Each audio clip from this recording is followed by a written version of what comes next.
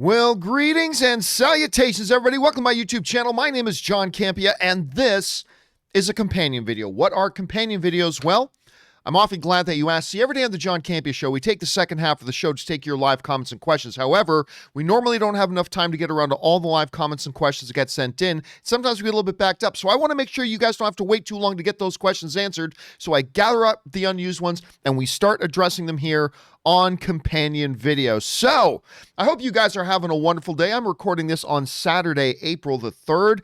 Beautiful day out here in Riverside, California, having a good time, getting ready to drive into LA. LA is only about an hour out from where I am now. Going into town there to meet up with some people. But we got some companion video questions to get to first. So let's not waste any time and let's get right to it. We're going to get things started off here with Thomas, who writes, haven't heard any updates on the Alien series coming to FX, but I'm really excited about it. One of my favorite franchises. I'm not going to lie, Aliens is one of my favorite franchises, although Alien and Aliens, love them both. The franchise as a whole has been left a little bit wanting to me, but yeah, this was part of the announcement when they did that big Disney investors announcement day where they announced all the Marvel shows and all the Star Wars shows. Also in there was effects, and one of them was an Alien series. Now, what's exciting about it, if you're excited, for Aliens, is that Ridley Scott's an executive producer on it, and Noah Hawley, who did the Legion series, he also did Fargo, is on there as a producer as well. I think he might even be the showrunner for it. I'm not exactly sure about that. So yes, if you are an Aliens fan, good things to be excited about. No updates yet. I don't expect we're going to hear any updates for a while, but it's in motion and they've got the wheels going. But I suspect sometime within the next year, we'll probably get some good solid news about where things are at and when they're going to go into production and all that kind of stuff. So yes, so keep your eyes open for it. All right, next up, James Argento writes, one of the reasons I think Venom 2 moved is Shang-Chi moving to September 3rd, and Venom 2 will make more money in Shang-Chi's 4th weekend. No, I don't think, I'll explain why I don't think that's really relevant at all. Also, with Shang-Chi moving, we now get Suicide Squad 2, Shang-Chi, Venom 2, Eternals, and Spider-Man 3 in a 5-month period. Yeah, it is pretty crazy. Listen, honestly, I think 3 weeks apart is totally enough, even for blockbusters. Look, the reality is, and we've talked about this on the John Campea Show lately, more and more, take the pandemic year out of it, okay? Just so let's ignore the pandemic year for a second. But more and more over the course of the last, it's a trend that's been going on for 10 years or more, but really it's been highlighted in the last 3 or 4 years that the majority of the box office money a movie makes is getting earlier and earlier in its run. The vast majority of people who are going to go see a movie, they usually see it in its first week, usually. And so by the time you get to its 3rd week in cinemas, yeah, there's still some people going, but you're really not in any danger. There's going to be the odd exception, right? An Avengers 5 will be an exception. A new Justice League will probably be an exception. A new Star Wars movie may be an exception, if it's a Star Wars episodic movie. So there would be a couple of exceptions, but for the most part, 3 weeks is plenty. I don't think for 1 second that Venom moved because they were more concerned about being in Shang-Chi's 3rd week as opposed to its 4th week. I really don't think that's an issue, but we'll see as we get things a little bit closer. Thanks for sending that in, James. All right, next up. We've got Edith Puthi, who writes, 1 of 2. John, I was bragging to my friends how I would get Justice League Kong versus the other guy and Mortal Kombat for 1 month subscription. Warner Brothers figured out my plan. I have friends in the Wolf Pack. Each of us pay $15 a month and share passwords for our streaming services. I get Amazon and Hulu for free with Sprint and pay $7 to add ESPN / Disney Plus bundle. That's a good deal, actually. My buddy buys a new iPhone every year, a free Apple Plus and pays for Netflix. One guy pays for Peacock, one guy pays for CBS Paramount, $15 for each of us. Was that 3 of 3? It says, oh no, that's 2 of 2. Okay, sorry, 2 of 2. There you go. Well, listen, I'm not going to sit here and endorse piracy. Piracy is not a great idea, although that's very creative. But enjoy it while you can, because, we talked about this on the show the other day. Netflix is now starting to implement anti-password sharing measures. I don't expect it to really kick in for like a good year, maybe even a little bit longer. But I believe you are going to start seeing that streaming services like Amazon, like Disney Plus, like Netflix, so on and so forth, you're going to see more and more measures being put into place to make sure that, hey, if you bought our service, then you get to watch it and not password share. They're starting to roll out some new stuff right now. I think this is just in its testing phase. Like I said, I think it's probably a good year away before we're going to see any kind of, maybe even 2 years away before we see any mass adoption of that technology. But enjoy it while you can, my friend. Enjoy it while you can. All right. Next up, we've got BK Dan who writes, "Hey, John, do you think that they'll reboot the Highlander with Christopher Lambert in the role that Sean Connery played?" So for those of you who don't know, the original Highlander movie, none of the other ones, but the original Highlander movie is one of my top 10, not top 20. It is in my top 10 all-time favorite movies. And I just love that one. And of course, Christopher Lambert, Clancy Brown, Sean Connery. I love that movie. Love it. Anyway, Christopher Lambert never really did a lot in his career. I mean, he did that one movie, The Sicilian, which I actually really do like. And of course, he was Lord Raiden in Mortal Kombat, and he's done some other stuff. But I don't know. I don't see them getting Christopher Lambert back. I don't see it. And honestly, over the years, as I've looked back on Christopher Lambert's performances, he's not a great actor. He's not a great actor. So to slide him into, although I will always love him because he's in the Highlander, so I'll always love Christopher Lambert. But to try to slide him into the role to replace one of the legendary actors of all time in Sean Connery, I don't think it would be a good move. I don't think enough people have seen the original Highlander that it would even have all that big of a nostalgia factor to bring him back. So maybe they will. Maybe they will. I'm just saying, if you're asking me to guess, I'm going to guess they won't, but who knows? Let's see. I'm not going to lie to you. I'd probably get a kick out of it, but I'm going to guess that they won't. All right, next up, we've got Corey O, who writes, "John, I understand the sentiment behind wanting to drink healthier soda, but my God, I can't drink that Zevia stuff. It makes me want to barf every time I try it, LOL. I have to have my sugary, unhealthy soda or nothing at all. That's just me." Hey, no problem. Now, what he's referring to is, of course, I drink a soda called Zevia. I've got one here. Hold on a second. Let me see if I can get into... Yeah, because I got my fridge here.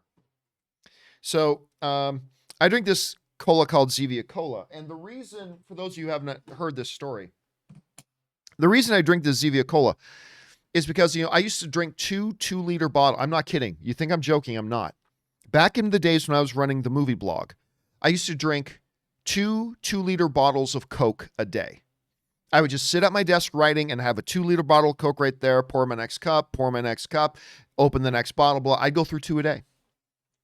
Then when I realized how many calories I was consuming, I decided that, okay, I'm going to switch to diet. Oddly enough, even though I'm a Coca-Cola guy, I found I preferred, to this day I still do, I prefer the taste of Diet Pepsi over the taste of Diet Coke or Coke Zero. Don't get me wrong, I don't dislike Coke Zero or Diet Coke, but I just found in the diet area, I like Diet Pepsi more. So to this day, when I do drink a regular soda, it's Diet Pepsi. And then I found out about all the health complications that can come out of drinking all those artificial sweeteners.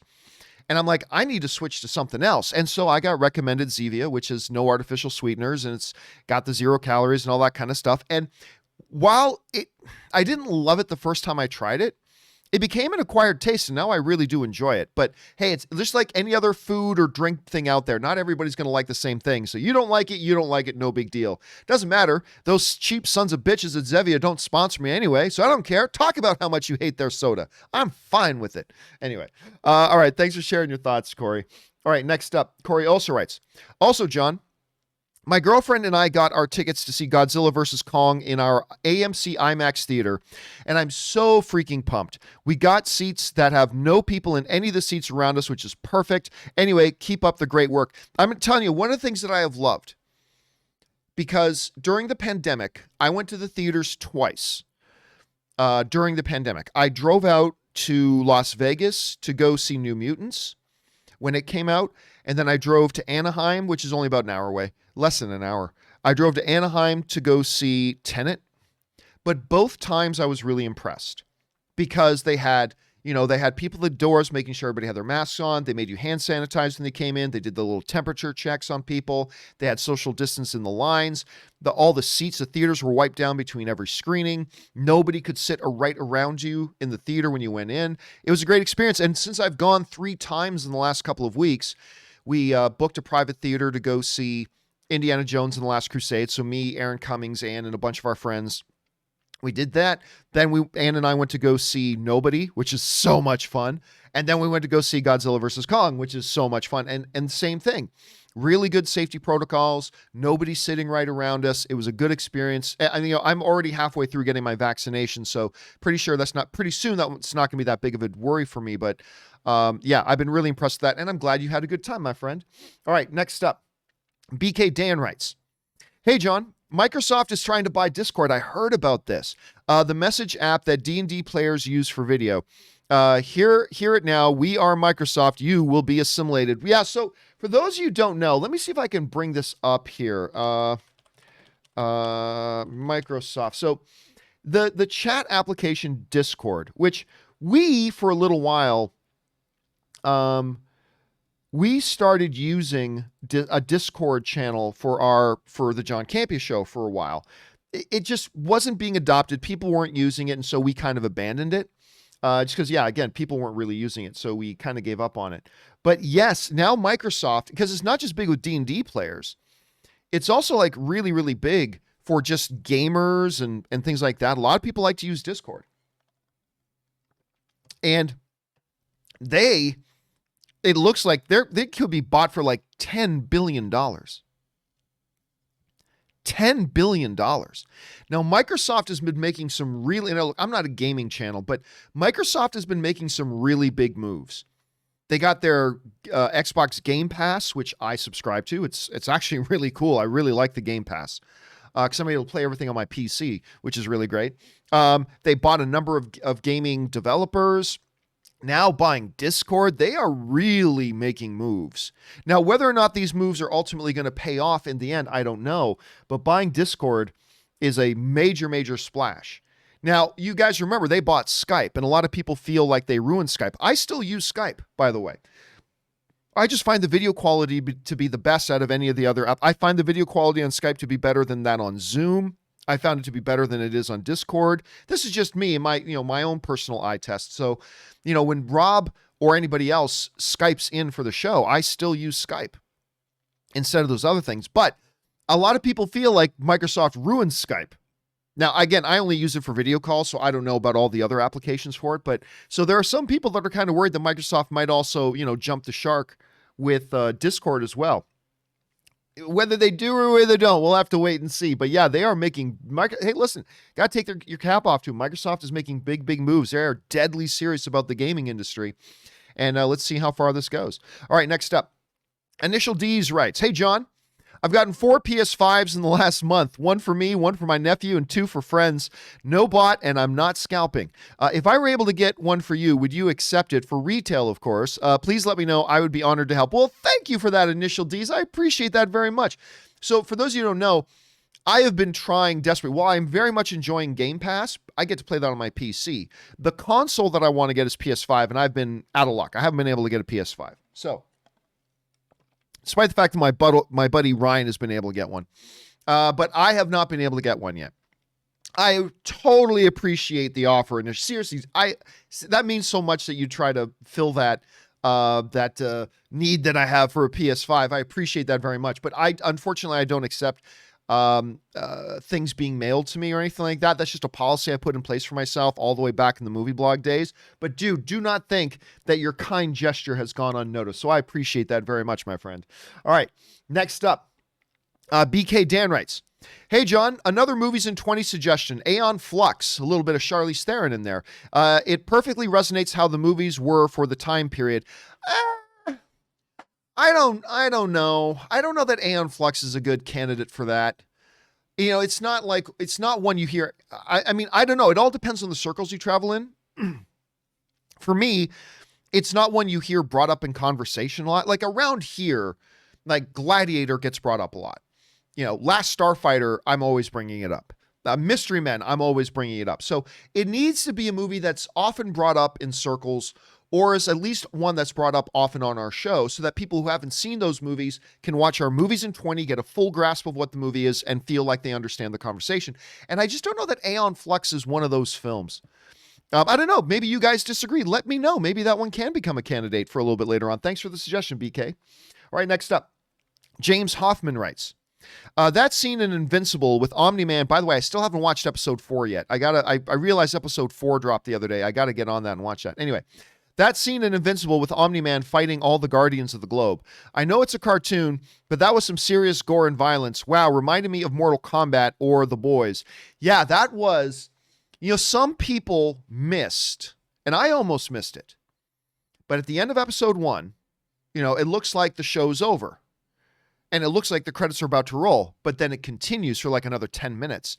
And it has the big WTF moment of the show that is pretty much setting up the course for the upcoming episodes, which is, of course, the big battle between Omni-Man and Guardians of the Globe.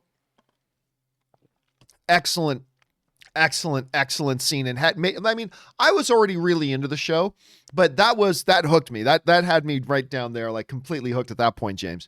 All right, next up. We got BK Dan who writes, hey, John, here's another dumb movie idea for you. Killer Condoms from Down Under. That one I have never heard of. I will confess. Let me see if I can at least look it up. Killer Condoms from Down Under. Let me see if I can find this. I'm finding nothing from Killer Condoms from Down Under, unless you're just saying the movie's called Killer Condoms and it's from Australia. There's a 1997 movie. Well, actually, there's a couple here. I've got a couple of movies here. I've got The Killer Condom from 1997. I've got The Killer Condom from 1996. It looks like they're two different things. So I don't know. I will keep my eye open to see if anybody else ever mentions unto us Killer Condom from Down Under. All right, next up, we've got Nikita Mohanan writes, 1 of 2. Hey, John, I just have to address the elephant in the room, or should I say the elephant in Falcon and Winter Soldier, because no one else brought this up in the super chats. The actor you keep calling Walmart Captain America, ironically, comes from that's Goldie Hawn's kid. That's Kurt Russell's kid. We've talked about that many times. Wyatt, yeah, we've discussed that on the show. That we brought that up many times. Wyatt is Kurt Russell and Goldie Hawn's son and Kate Hudson's brother. Damn, I also heard somewhere he auditioned for the 2011 Captain America film, didn't get it, but life really came full circle for him in a weird way. Kudos to him for landing this. Yeah, and I'm not minding him in it. I know some people don't like him in the role so far, but I just wonder if that's because they don't like, John Walker more than it is they don't like Wyatt Russell. I don't mind him in it so far, to be honest with you. I'm totally good with him in it.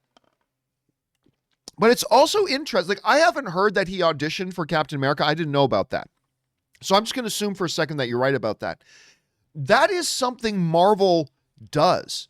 Like, when they get people in and they'll audition them for something, and they may really like them, but somebody else may just edge them out. They will keep them in mind and bring them back for something else. One of the biggest examples of this, of course, is right in their MCU with Loki.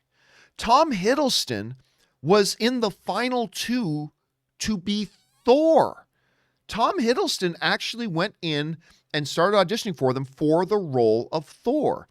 And it came down to him and Chris Hemsworth, if I remember it correctly. It came down to him and Chris Hemsworth, and they went with Chris Hemsworth. But so they give him a call after that, though, after he gets you not being this, and they say, listen, we just really like you, and we think you'd be a great Loki. And he wasn't even auditioning for Loki. And history was made. He became one of the most beloved villains / anti-heroes / villain that the MCU's ever had. But that is kind of part and parcel. They just like finding people they enjoy and they think are talented and they think could fit in with their universe. And if one role doesn't work out, they may try to find something else. So that's kind of a cool thing that they do. All right. Next up, Captain Blue Pants writes, regarding Fathom events. Now, somebody brought up Fathom events on the show the other day. In the UK, we have something called street or secret cinema. It's basically a huge movie-themed night based around a film screening. The screenings are, in fact, added to the UK box office. There you go. During quieter weeks, they even sometimes break into the top 10. So a question was brought in the other day asking about Fathom events. When Fathom events is screening a movie, does the money people pay for going to see that at a Fathom events count towards the box office? I didn't know the answer, but what I said at the time was, I don't know, but it seems to me that it would be reasonable to assume that it does count towards the box office. Again, people, an audience, willing to pay money to buy a seat, to sit down in a theater to watch a movie. That should go towards the box office total. So it sounds like Captain Blue Pants, like you know the answer to that, and maybe my little assumption was right. So thanks for sharing that, dude. All right, next up, we've got Willow, who writes, do you think there's any overlap between those that review bombed Godzilla vs. Kong and those that have, a few years earlier, petitioned for Snyder to be fired from the DCEU? Are they two separate groups, or do some people just have short memories? I'm sure there's some overlap. People move from one ridiculous thing to the next. I think it was an utterly ridiculous thing to petition to have Zack Snyder removed. I think it's utterly ridiculous being an asshole and review bombing a movie you've never seen. Both are completely nonsensical. When you have people with that much of a lack of intelligence, they tend to do a lot of dumb things. Even if they're two apparently contradictory dumb things, I'm sure they do it, and I'm sure that's probably one of the things that happened. All right, thanks for that, Willow. Next up, the Wakandan Forever writes, Wakanda got vaccinated today. Congratulations, man. Stay safe, everyone. I will watch Lord Vader and Baby Yoda in anything.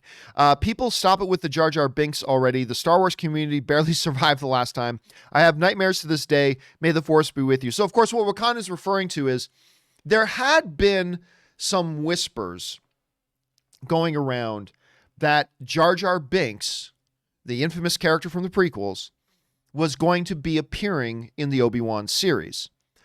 And while that sounds ridiculous, it's not the most ridiculous thing in the world of something that could happen. I mean, after all, Hayden Christensen's coming back, and a lot of us never thought that would happen either. And so it's so while is it preposterous? Yes. But is it the most preposterous idea? It's not impossible, but Ahmed Best, the actor who did the motion capture and the voice for Jar Jar Binks, he got on social media the other day to kind of put that to rest. He said, no, we're not appearing in this thing. There's going to be no Jar Jar, but I can't wait to watch Obi-Wan. Like very, very, very classy message he put out there. So that kind of put that to rest. But again, I don't think anybody who maybe bought into the theory is like a complete crazy person because, you know, hey, Hayden Christensen's coming back. But yeah, it looks like Ahmed Best put that one to rest. All right, let's move on here. Next up, Tim Tracy writes, favorite song associated with the movie? Oh, I can't pull that off the top of my head. For example, Edge of Night from Lord of the Rings or Don't Want to Miss a Thing from Armageddon. Yeah, that one's a good one. By the way, the other one from Armageddon, one that, you know what, when I think of Armageddon, yes, Don't Want to Miss a Thing, totally associated with the movie. But when I think of Armageddon, I actually think of Leaving on a Jet Plane. You know, when all the guys are about to leave and Liv Tyler stand there and Ben Affleck and the boys start singing, I got my bags are packed, I'm ready to go. The taxi's here, he's blowing his horn. I don't know all the lyrics to Leaving on a Jet Plane. So kiss me and smile for me. Anyway, that, I don't know why, I love that scene. Everybody hates Armageddon. Armageddon is one of my guilty pleasure movies. I actually really enjoy it. And that scene is one. But I don't know. If I sat down for an hour and made some notes, I could probably come up with some great ones. But I can't give you a definitive answer right now. But I mean, there's a couple that come to mind. I always think of the great Canadian Bryan Adams and his song. What is the name of it? You know it's true. Everything I do it for you. I think that's the name of it. Anyway, from the Robin Hood movie. Like that song, whenever I hear that Bryan Adams song, my head is instantly filled with images of the Robin Hood movie. It's just associated with that. Another good example of that is Top Gun. You never close your eyes anymore when I kiss your lips, right? You've got that love and feeling, or lost that love and feeling. Anyway, that they sing in the bar with Goose and Maverick and everything like that. Whenever I hear that song pop up on a radio station or in another TV show or movie or whatever point, my head, the images in my head are just filled with images of Top Gun. That's the sign that you've got a really great song perfectly matched for the movie that it's in. That as soon as you hear it, a few notes from it, your head is filled with images from the movie. Another song that has done that in recent years is Immigrant Song from Thor Ragnarok. Like as soon as they hear, as soon as I hear that now, it doesn't matter. It doesn't matter. My head fills with images of Thor holding, with the lightning and everything. Like that's totally where my head goes. Anyway, good question, man. Again, I might come up with like much, much different answers once I sit down and think about it, but that's just off the top of my head. All right, next up. Tim Tracy writes, finally have all my Supernatural pops that I'm able to get. Nice. I've got a whole ton of Supernatural pops. I also finally finished the series and was happy with how it ended, bar COVID restrictions. Would you like to see them come back for a limited series after Jensen is done with The Boys season 3? No. Now, don't get me wrong. If they were to announce that they're doing a Supernatural revival and bringing the whole cast back, of course I'd get on board with it. But the reality is they did that show for, what was it, 15 seasons? I think it's 15 seasons. They paid their dues. Jensen is now off doing other things. He's doing Boys season 3. Jared is off, got his own show now on CW with Walker, Texas Ranger. And the way the show ended, they really gave themselves no wiggle room. Like, warning for those of you who don't know how Supernatural ends. I'm going to spoil it here, but it's been months ago now. And if you haven't started watching Supernatural in the last 15 years, you're probably not about to start. But just giving you a bit of warning, giving you a bit of a spoiler here. There's no wiggle room for something. It ends after they've both died. And after, Sammy lived a full, long life into his very senior years and then died and passed on, joined his brother in heaven who had died many decades earlier. And it ends with them together now in heaven, the heaven they helped save a number of times. And they're with Bobby and a lot of their other friends. And that's it. I mean, it is as definitive of an end that you can possibly have. There's really not a way around it. Like, even if Supernatural ended with, the boys, the Winchester boys, Sammy and Dean, in the car, driving off a cliff a la Thelma and Louise, and dying, while taking a couple of demons with them. In the world of Supernatural, you can come back from that. Castiel brought them back or whatever, but they literally ended the show with Sammy living his full life.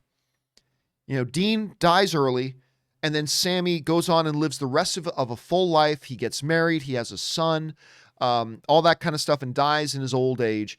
And then the boys are reunited in heaven. There's really no coming back from that. So I just don't see how you can do it. Not to mention, again, it's not like it was a short-lived show. It's not like it wasn't a show that died before its time. It had like 15 seasons, might have been 14 seasons. I think it was 15. Anyway, let's go with 15 for argument's sake. It had 15 seasons. There's nowhere left to go. And they completely bricked up any potential door to go into some kind of a revival series or whatever. So I'm ready for the guys to move on. And I haven't watched Walker, Texas Ranger, but I'm very much looking forward to seeing Jensen and the Boys season 3. I'll probably check out Walker at some point. And but as a very long-time Supernatural fan, I think it's done. I think it is done, and I think they ended it well, and I'm satisfied. So there's that. Anyway, thanks for sending that in, Tim. All right, next up. We've got the Wakandan Forever, who writes, Foxy Lady, no, not Kimberly's theme song. Jimi Hendrix, I Had to Go Home. When all else fails, go to the original. What's your favorite Hendrix song? P.S. Hey, John, take it easy on the band members. We can't all be chiseled Adonises like Weird Al. I would say, and maybe it's because my all-time favorite band, which is U2, a little bit of trivia knowledge there for you. John Campea's favorite band is U2. Maybe because U2 did a cover of it once. Maybe it's because they used the song in my all-time favorite show, Battlestar Galactica. But I got to probably say, when I think of Hendrix, and I'm not even sure if Hendrix was the first one to write it, or maybe he covered it, but I don't know, but it is All Along the Watchtower. There's got to be some way out of here, said the Joker to the thief. I really, really like that song a lot. And again, maybe there's a little bit of bias because U2 did a cover of it and because it was in Battlestar Galactica, but I really do love All Along the Watchtower. That's so I'm going to say that's probably my favorite Hendrix song. All right, next up. We've got Jay Bling writes, Knives Out, Studio, Lionsgate. Box office, $311 million budget on with a budget of just $40 million. Rotten Tomatoes score, 97%, and a big Academy Award nomination. Anyway, gets a sequel. It gets a sequel on Netflix. Hitman's Bodyguard, Studio, Lionsgate, box office $177 million, budget $30 million, Rotten Tomatoes score of 43. I actually like Hitman's Bodyguard. It's not great, but I liked it. Sequel, Theatrical, Johnny Cochran. That does not make sense. Okay, so what Jay Bling is basically referring to here is that they just announced, of course, we talked about this on the show the other day, that Knives Out, Netflix has just bought the rights to Knives Out 2 and Knives Out 3 for $450 million. $450 million. So what's going to happen now is Rian Johnson and his production partners are going to make Knives Out 2 and 3, and they don't have to worry about a single box office dollar. Netflix is cutting them a check for $450 million. They won't have to worry about distributor deals. They won't have to worry about marketing. They don't have to worry about anything. They're going to make those two movies. Now, they were able to make the first one for about $40 million. Daniel Craig's price tag is going to go up. Like with sequels and whatever, the price tag always goes up. So I'm going to guess that they're probably going to make Knives Out 2 and 3. They made the first one for 40. I'm going to guess they're going to make 2 and 3 for a grand total of about $140 million. So it'll probably average out to be about $70 million each. $140 million, and they got cut a $450 million check. And nothing else they have to do.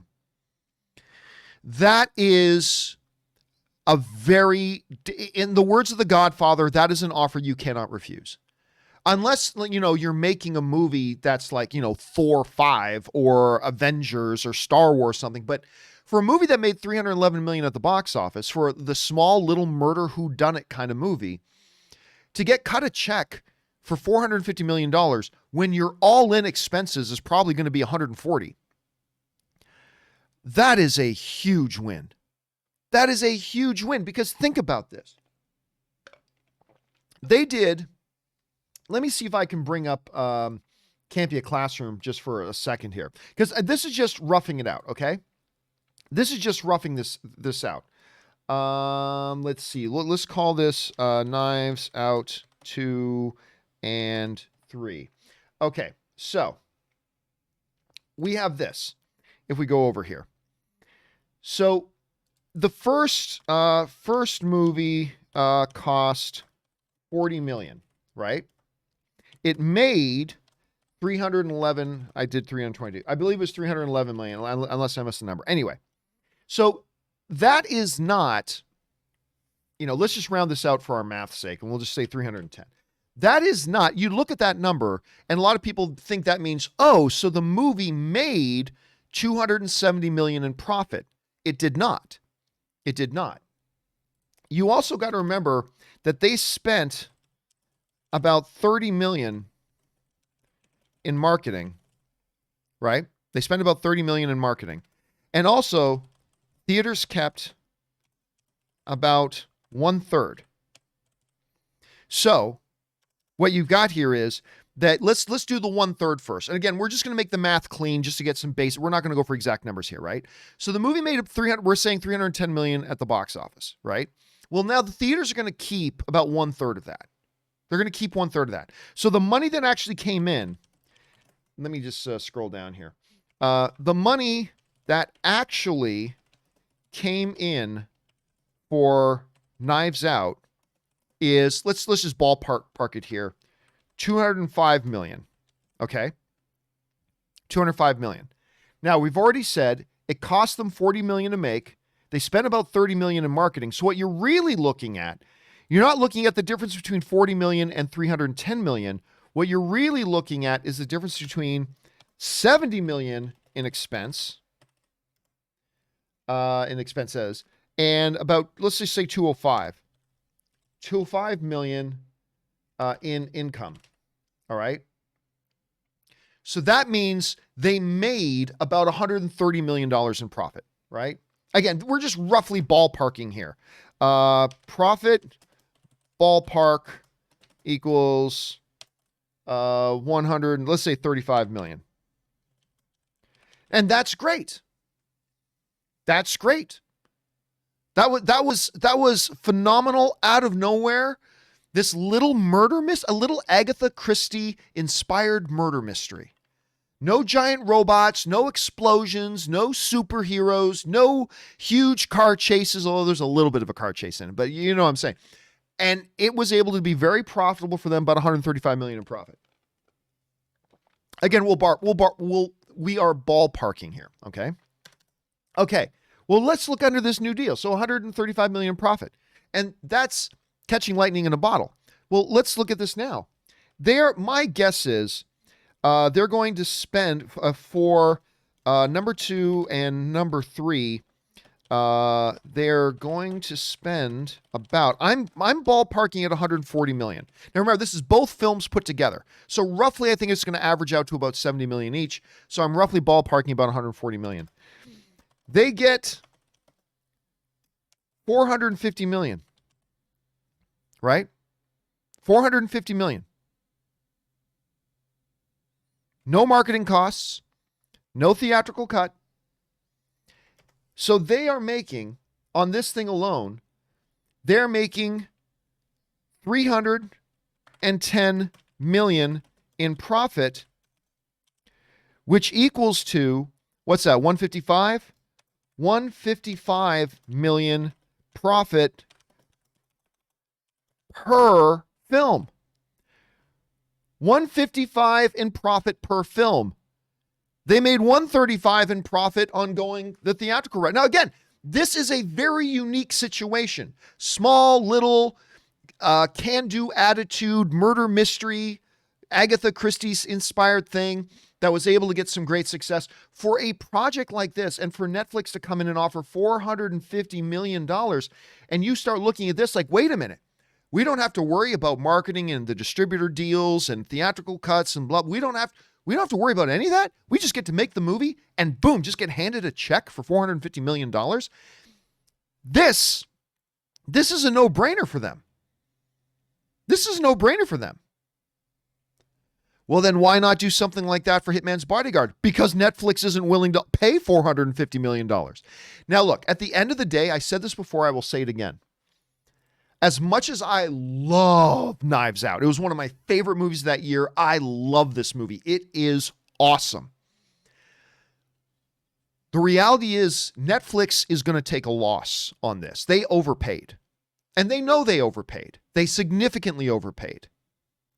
But in this current streaming wars, there are going to have to be times where you got to take shots at overpaying because they're not worried about the ROI or the return on investment with something like Knives Out in the traditional sense.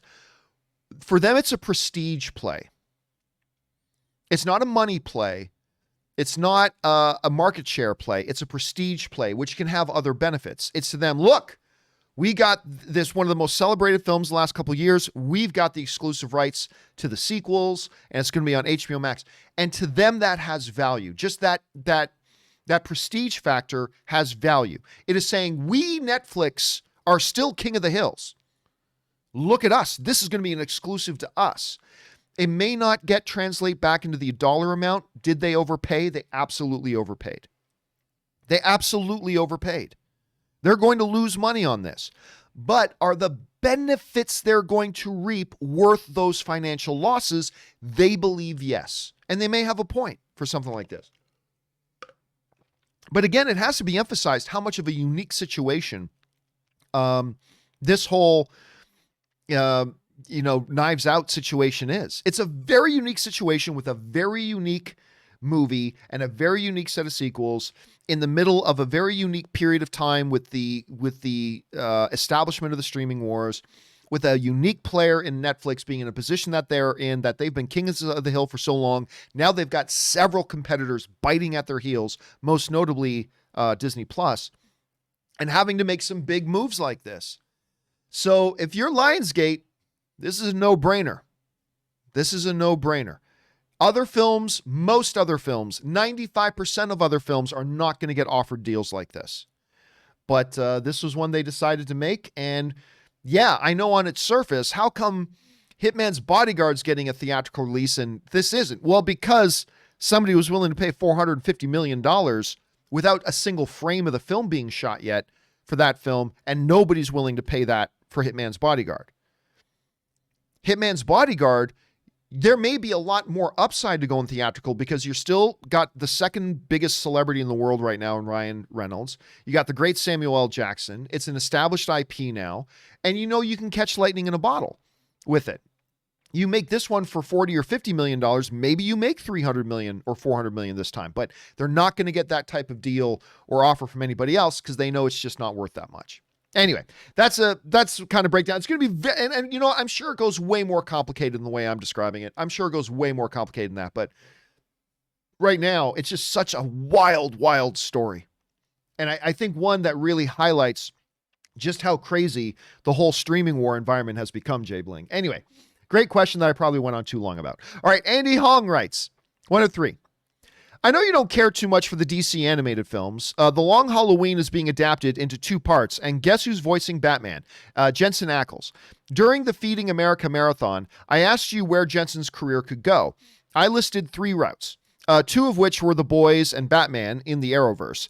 I wanted to tell you that I called it, kinda, and I'm now kind of 2 for 3 on this, because for those of you who don't know, Jensen Ackles from Supernatural is now going to be in season 3 of The Boys, and of course, because The Boys is being showrun by the same guy who was the original showrunner for Supernatural and originally cast him, so it's kind of like a reunion there. Anyway, call me the all-seeing clairvoyant. Now, I'm waiting for Jensen's to appear in Doom Patrol to make it 3 for 3. Seriously though, I'm so happy to know that my all-time favorite actor will voice one of 2 of my all-time favorite characters, the other being Dean Winchester, in an adaptation of my all-time favorite limited comic book series. And yeah, The Long Halloween is a very, very celebrated thing. But don't forget, this isn't surprising. I don't really count voicing stuff in animation really count towards much because, for The Boys season 3, Jensen is going to have to commit months of work and, be on set and commit himself to the character, blah, blah.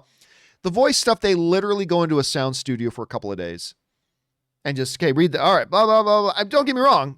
And I'm sure they do a good job. I prefer to have actual voice actors instead of regular actors doing voices, but, whatever. Support your voice actors, ladies and gentlemen. Anyway. But don't forget, he was already in the DC animated era. Like, I might be wrong about this, but did he not do the voice of the Red Hood? In Under the Red Hood? Hold on a second. Let me look this up. Batman Under the Red Hood. Let me see if I can pull this out. Batman Under the Red Hood. IMDb. That's what I'm looking for. So I'm pretty sure. So this was like 10 years ago. Yeah. Indeed. There we go. Jensen Ackles, Jason Todd, Red Hood. Of course, Bruce Greenwood did the voice of Batman. By the way, Batman Under the Red Hood is also one I don't like for the most part. Marvel and DC straight to home video animations, for the most part, are all total bags of shit. They're completely garbage. They're awful. There are some exceptions. And Under the Red Hood to me is one of those exceptions. I think Under the Red Hood to me is one of the exceptions. By the way, it wasn't Mark Hamill, but it was John DiMaggio who did the voice of Joker in this one. I really liked the iteration of Joker in this one. I really did like the iteration of Joker. But yeah, Jason Todd, and I love Bruce Greenwood. Oh, I like him a lot. Anyway, but yeah, Jensen Ackles was Jason Todd. So he's already kind of been in that world. So him now coming in to do that, not a surprise. He's already plugged in and a part of that family. So there you go. All right, next up, we've got Gerard Leon writes, "Hey, John and Rob." Rob's obviously not here today. "Saw Godzilla vs. Kong in IMAX, and I'm glad I did, but not for the reason you might think. We finally got to go with Millie Bobby Brown to the Upside Down." There you go. By the way, okay, let me just say here, Gerard, I had so much fun. For those of you who didn't see it, I do have my quick out of the theater review of Godzilla vs. Kong. It's up on the YouTube channel on the front page. But I had a huge amount of fun. Way more than, I'm so glad I didn't, do the thing where I watched it at home on a TV. I saw Godzilla fighting Kong in a movie theater the way it's meant to be seen, and it was an awesome experience. Overall, it's not a great movie. I mean, look, ultimately movies are experiential events, and I had a terrific experience. I had so much fun. But the story, pretty weak. The human character's pretty weak. Although I didn't mind, the Team Kong human story, the woman, the little girl, Skarsgård, their role was actually important. They're the ones who take Kong from point A to point B to point C. They actually have practical implication to the movie. The Team Godzilla group, including Millie Bobby Brown, who I really like Millie Bobby Brown. And this is not a commentary on any of their acting. It's just that their story was stupid and was completely pointless. It didn't have function to the movie. They literally, you could have cut out all of their scenes and the movie still would have ended up the way it is. If you cut out all the stuff with the Team Kong humans, the movie's a completely different movie. But at any rate, the story isn't great. And I'm not going to go into any spoilers here because I know there's still a bunch who haven't seen it yet. But yeah, not a great story, not well-developed characters. But hey, I was going in for Kong and Godzilla. We got a big heaping dish of Kong and Godzilla. And I was like cheering in my seat. And I just had a really, really good time with it. Anyway, thanks for sharing that, Jared. All right. Gerard, I should say. Ryan Lohner writes, "Well, Death on the Nile is screwed. Time to bring in Christopher Plummer." Oh, right. Yeah, he's the king of stepping in last second. Can't do that now. The great Christopher Plummer, of course, recently passed away. Good Canadian kid. Well, maybe they can switch his head out like that twin guy from The Social Network. Oh, right. Of course, Armie Hammer plays. Yeah, listen, I laugh about it a lot. It's not a laughing situation. Although I think you got to laugh at everything. You have to be able to laugh at stuff. The Armie Hammer situation is that dude, his career could be screwed. Now, look, I don't like going into the TMZ bullshit about what certain people are saying, other people. I am the type of guy that I like to just wait to see what a court says because I don't see all the evidence. I don't hear it. And even if I did see some of the evidence, I don't hear it all in perfect context. I'm not sitting in a courtroom for weeks and weeks and weeks and sometimes months and months and months as actual all evidence and arguments are made and then let a court decide and interpret it. I like to wait to hear what a court says, right? I totally believe the foundation of our legal system is somebody should be assumed to be innocent, right? You don't ignore the accusations, but you don't jump to an assumption of guilt. I believe in that until a court says something. That's just me. So I do not at all downplay the allegations against Armie Hammer. It's just that that's not what my channel is not here. My channel doesn't exist to talk about stuff that is outside our purview.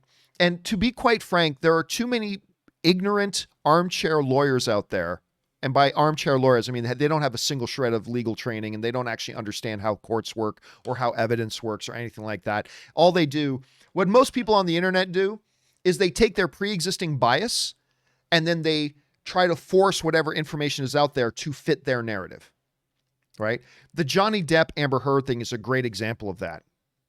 You know, you see a lot of people out there who are like, crucify Johnny Depp, and they take every single bit of information out there and they shape it in such a way that it fits their preferred narrative, that Johnny Depp is a monster and he needs to, you know, be dragged behind a horse. You get a lot of people who are like the Justice for Johnny Depp people, and they do the exact same thing. They manipulate and twist what information is out there so that it just fits the narrative that they have. That's what everybody does. Not just in the Johnny Depp situation or the Armie Hammer situation, but it's what everybody does. This is what we all do. We, as a species, we like to take what information is available, never acknowledge that we are seeing an incomplete picture of that information, and then shape that information so that it fits the pre-existing bias narrative that we want to believe. That's what we all do. And I'm not an exception to that. And that's why I know, you know what? We should take these accusations very seriously, but we should also say presumed innocence until proven otherwise. And so I say, okay, I take that whole situation from me, I put it on a shelf, and I say, I wait until a court hears all the evidence, hears every bit of context, hears all the testimony, applies all the proper legal doctrine, and let them come to a decision on it. And then we go from there. And so, yeah, a lot of people saying, like, why are you talking more about I've gotten so many emails from people saying, why are you talking more about, you know, the Armie Hammer thing? It's because what is there to say? What is there to say? When it has direct implication on the movies we're talking about, I will talk about that. You know, we talked about it the other day on the show with the notion of, you know, the delay in Death on the Nile, which of course, you know, they shot that movie prior to any of these allegations coming out, right? The movie's shot, it's done, it was in the can. And now these allegations come out. It's not like Disney made this movie knowing there were these allegations. As a matter of fact, Disney didn't even make the movie. It was Fox that made the movie. It's sitting in the can. But now what happens to this movie? And so we talked about that. What happens to this movie? Because that's what my channel is about. It's not talking about the behind the scenes legal stuff and bringing our own personal biases, because we all have them, to that, because I think we undermine the actual legal system. We undermine truth. We undermine facts when we just grasp on to a few things we saw floating on the internet and then pretend like we're armchair lawyers and try to apply proper doctrine to it. And I just think it happens. I think everybody does it. I think it goes both ways on all these issues. So yeah, that's one of the reasons. But yes, they are in a predicament. Disney is in a predicament right now about what to do about this movie with this inherited problem. And it's an inherited problem. Disney didn't cause this problem. I feel kind of bad for them in this particular situation. They had nothing to do with this. They are just now the rights holder to this movie that was already in the can and done. And what do you do now? You can't just throw the movie away. You can't punish the 600 other people involved in the movie because one guy might have done some really twisted crap. But yeah, I don't know. Listen, the bottom line is, I don't know what the right answer is because I don't know all the facts. And the reality is, nobody knows all the facts. And so until a court comes out and says some stuff, which I suspect might kind of be what Disney is kind of waiting on to hear. Because, you know, if a court case happens and a court just comes out and says, yeah, all this stuff against Armie Hammer is baseless, well, then Disney can proceed a certain way. If a court thing comes out and they say, there is merit to these accusations against Armie Hammer, then Disney can proceed in a different way. And I think they're kind of waiting to hear what the result of some investigations and some preliminary legal findings are going to be, and then they'll probably go from there. But it just is what it is. But again, we as a society, everybody loves to take a strong opinion on things they practically know nothing about. But that's what we do. Don't pretend like you haven't done that. I ain't going to pretend like I haven't done that. It's just one of our weaknesses as a species. We like to form really solid, hard line opinions on things we actually know very little about. And we all do it. It is one of our failings as a human species. And it certainly applies to situations like this. Anyway, let's move on, shall we? Next one up comes to us from Ryan Lohner, who writes, I thought for a few minutes it's ridiculous to have Fennec in the Bad Batch because she'd be way too young. But then I remembered, oh, yeah, Ming-Na Wen is actually pushing 60, but has been frozen in time for that many years. Listen, Ming-Na Wen, I've had, let me just bring this up. I have been, Ming-Na Wen is 57 years old. So whoever the nature god is, go F yourself, because you are clearly being completely unfair to how much you favor Ming-Na Wen. Let me tell you something too. I have sat beside and been around. I've only met Ming-Na Wen once to interview her for something, but I have gotten to be like behind her in a popcorn line, sit beside her, because every time I've gone to a premiere, I'm always seated. I don't know if Disney was always pulling a really sick joke on me, because everybody knows I don't like Agents of S.H.I.E.L.D. I really don't like Agents of S.H.I.E.L.D. I really love some people in it, like Clark Gregg, Ming-Na Wen, for example, but I really don't like the show. And I am convinced that Disney, whenever I went to a Disney premiere, obviously a lot of Disney people would be at those premieres, including the cast of Agents of S.H.I.E.L.D. were always at these premieres. And for whatever reason, without fail, they always would sit me and Ann like right beside or in the middle of the Agents of S.H.I.E.L.D. cast. And I am convinced they did it on purpose. But at any rate, one of the benefits of that, though, is I've got to see Ming-Na Wen a lot. Listen, this woman has a grace to her. Just seeing the way she walks and talks in person, there is a grace and a beauty to her that I will watch her in anything. And you're right, she's pushing 60 and she's going to have this lead, this co-lead action role in this upcoming Book of Boba Fett series. And this lady is badass. Badass to the core. Now, look, I'm not going to lie to you. I'm not going to pretend like I'm looking forward to Bad Batch. I'm not. I have no interest in watching it.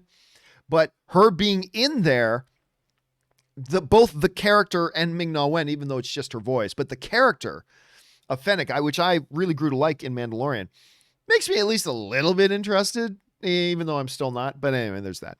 All right, next up. Russell Amador writes, "Hey, John. So the Godzilla vs. Kong theatrical experience was a win. Not only did the movie satisfy, minus the humans, but the Santikos Theater put in great safety measures with mask use, glove use, and capacity limits. I'll be back for Mortal Kombat." That is good to hear. And again, I thought for a long time that theaters could reopen. Again, because when I went to go to Vegas, I literally drove all the way to Vegas just so I could watch New Mutants on a movie screen. But I was so impressed by that place. I was so impressed with their safety measures and their safety procedures that I was like, you can open movie theaters, and with the right precautions and the right protocols, it can be a very safe environment. Certainly safer than the grocery store.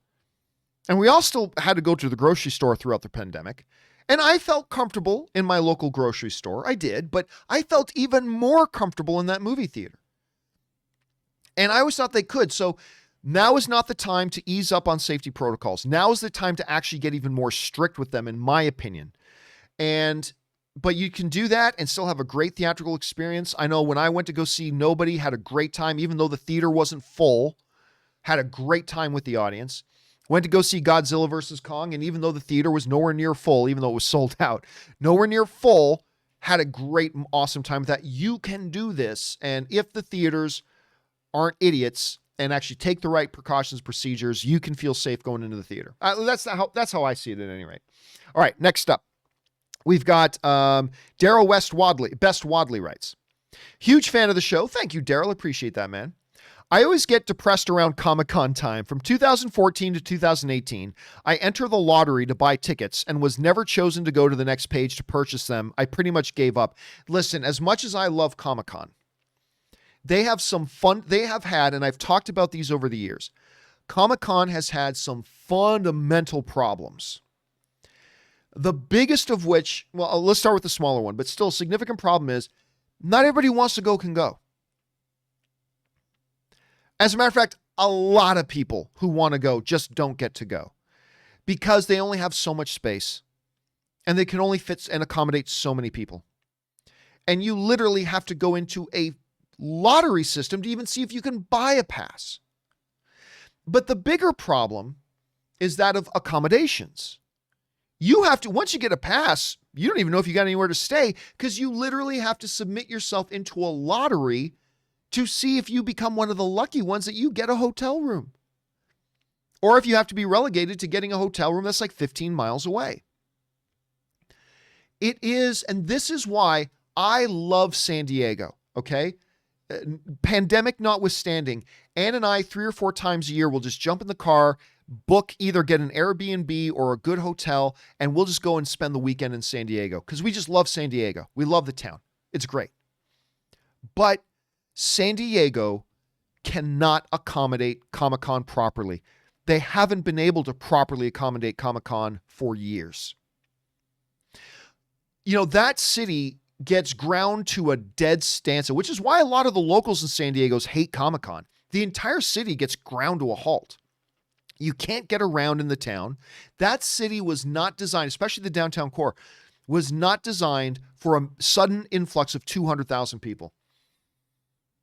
The cabs don't work because the traffic is always completely jammed. You can't get adequate hotel. You're lucky if you can get a pass and you're walking around like this. Hall H has a limit. Listen, you have 200,000 people. Sometimes more, sometimes a bit less, but you have like hundreds of thousands of people coming to Comic-Con, and the big marquee events of Comic-Con are always what? Hall H. That's where the big stuff happens.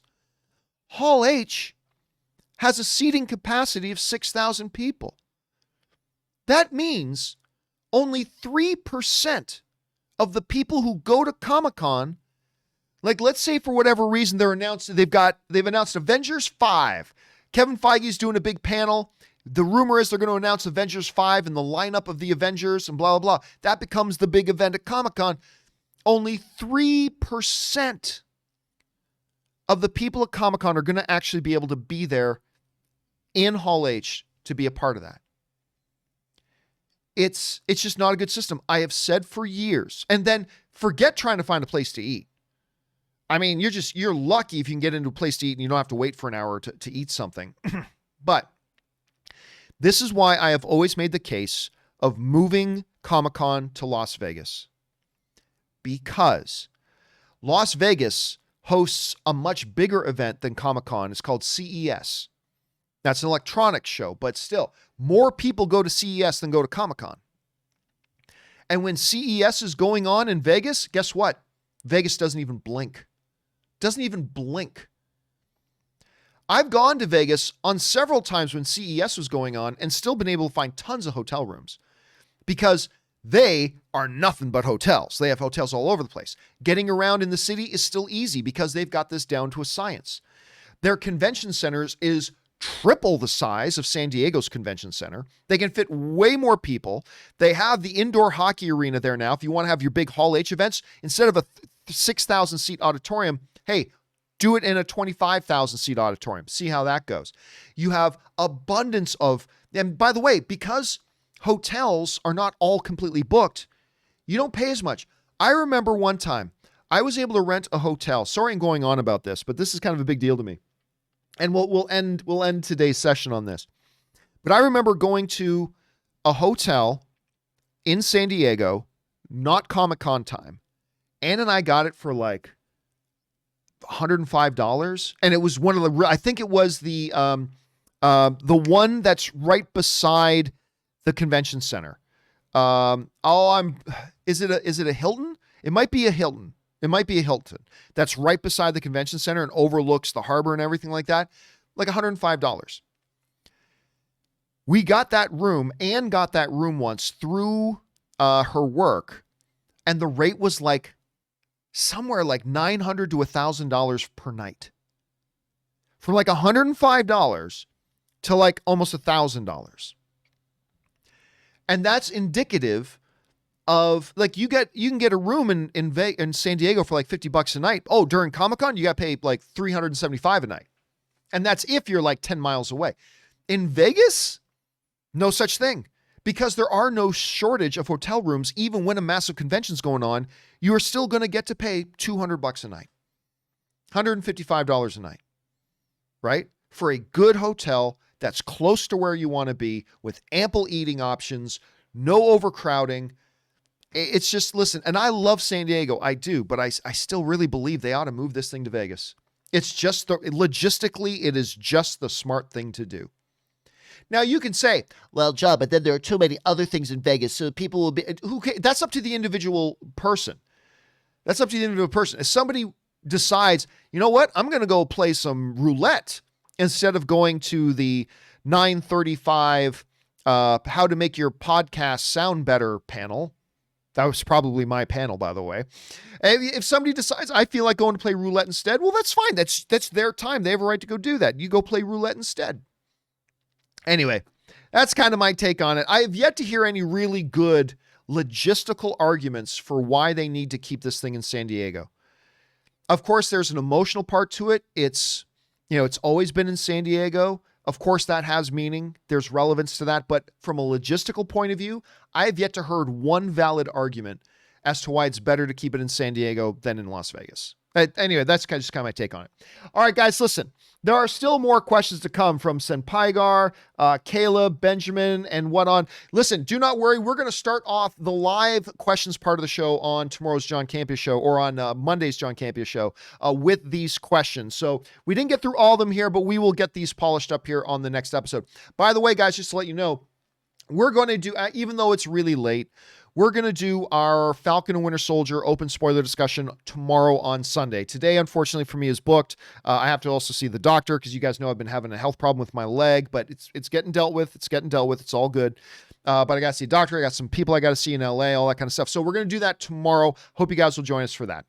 All right, guys, thanks a lot for being here. My name is John Campea, and until next time, my friends, bye-bye.